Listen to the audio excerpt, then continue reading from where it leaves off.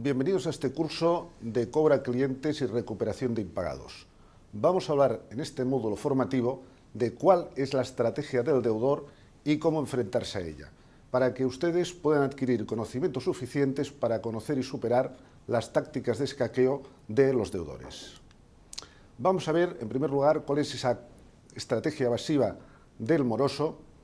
Tengamos en cuenta que el moroso domina a la perfección el antiguo método de decir siempre que sí a su acreedor y pensar que no. Vamos, que por encima de mi cadáver voy a pagar la deuda. Por lo que el moroso no suele decir directamente a la cara que no va a pagar. Simplemente no piensa hacerlo, pero no se lo dice al acreedor. Además, el moroso tiene una gran sabiduría oriental y su conducta se basa en dos mantras. ¿Cuáles son estos mantras? El primero, que se va repitiendo a sí mismo el moroso, es: si ignoro al acreedor, desaparecerá. Si le ignoro, desaparecerá. Si le ignoro, desaparecerá. Y muchas veces el acreedor, por cansancio, acaba desapareciendo. El segundo mantra del moroso es: si toreo al acreedor, desistirá. Si le toreo, desistirá. Si le toreo, desistirá. Y muchas veces, por frustración, el acreedor desiste. El moroso recalcitrante procurará ignorar y torear al acreedor el mayor tiempo que le sea posible, puesto que así conseguirá no solo demorar el pago de la deuda, sino que además, con un poco de suerte, se librará de pagarla para siempre. Por desgracia, en la práctica, estos dos mantras combinados funcionan muy bien para los morosos. Las estadísticas revelan que el 75% de las empresas prefiere renunciar al cobro y perdonar la deuda antes de acudir a los tribunales para reclamar el impago.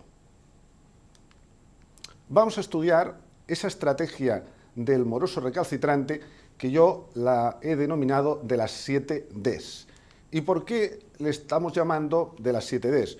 Pues bueno, porque esa estrategia del moroso contumaz que implementa ante su acreedor está basada en 7 fases que, curiosamente, cada una de estas fases tienen una palabra clave que empieza por la letra D.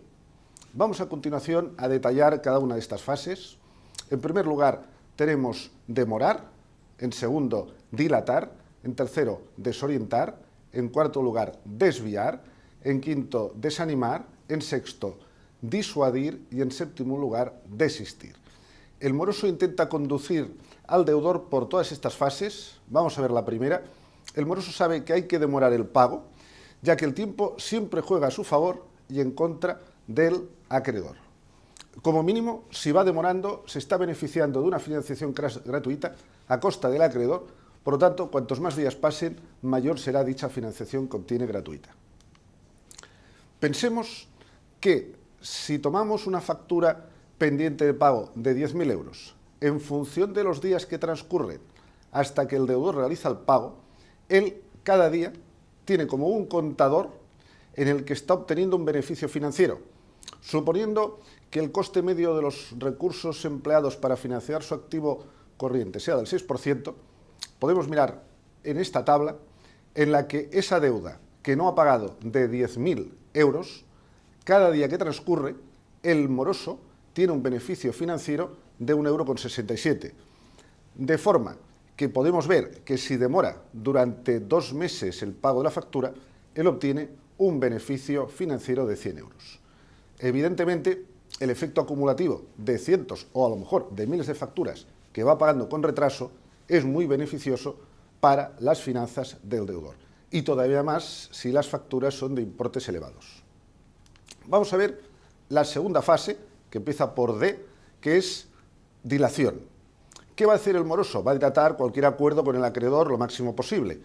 Utilizará artimañas para prolongar de forma innecesaria las negociaciones. Por ejemplo, lo típico es, lo primero que alega es que no tiene la factura, que necesita que le mandemos de nuevo un duplicado. Luego, cuando te tiene la factura, dirá que no tiene el albarán, que le mandemos el albarán de entrega.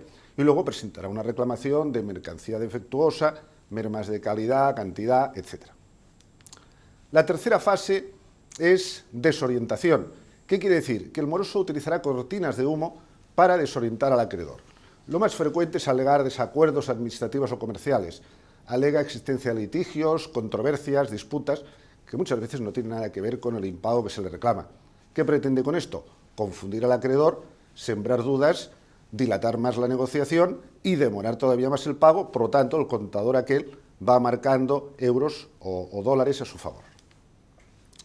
La cuarta fase, desviación.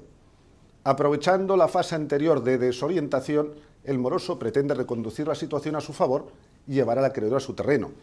El deudor consigue desviar la cuestión principal, que era una reclamación legítima de un impagado que le hace el acreedor, para que el acreedor acabe resolviendo un supuesto desacuerdo comercial o administrativo en lugar de reclamar el impago. En quinto lugar, tenemos desánimo.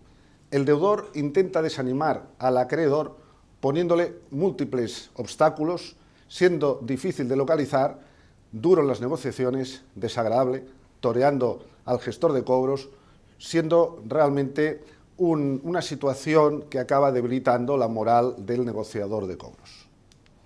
En sexto lugar, tenemos la disuasión. Gracias a las 5 fases anteriores, el moroso pretende disuadir al acreedor de que le siga reclamando el pago.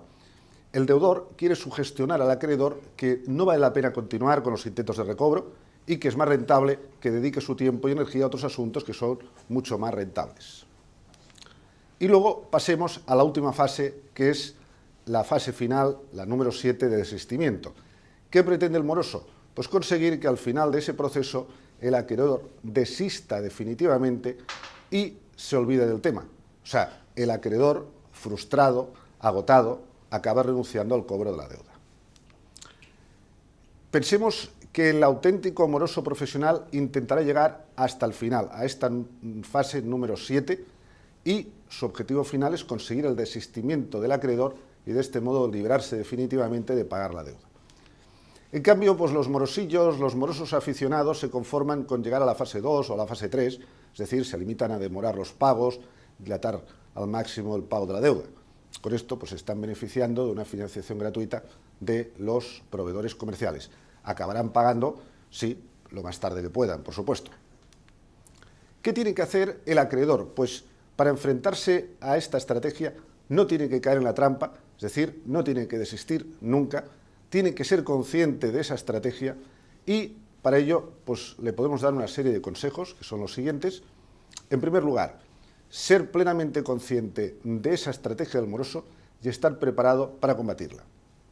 Ser inasequible al desaliento, no cansarse nunca de insistir, no enfadarse, no perder los nervios, no ponerse nervioso. Y luego, muy importante, no caer en la frustración si no se obtienen resultados a corto plazo. Insistir reiteradamente en la reclamación de recobro, no dejarle escapatoria al moroso. Transmitir al moroso un mensaje: le hemos descubierto el juego, no le vamos a perdonar la deuda, no vamos a desistir. Hacer ver al moroso que no le dejaremos nunca en paz. Si no paga la deuda ahora, continuaremos insistiendo el mes que viene, el año que viene, dentro de 2 años, y que además no permitiremos que esta deuda prescriba jamás. Y luego tenemos que venderle al moroso una idea de que pagando va a comprar algo muy importante: su tranquilidad y su paz mental. Muchas gracias por su atención y hasta la próxima.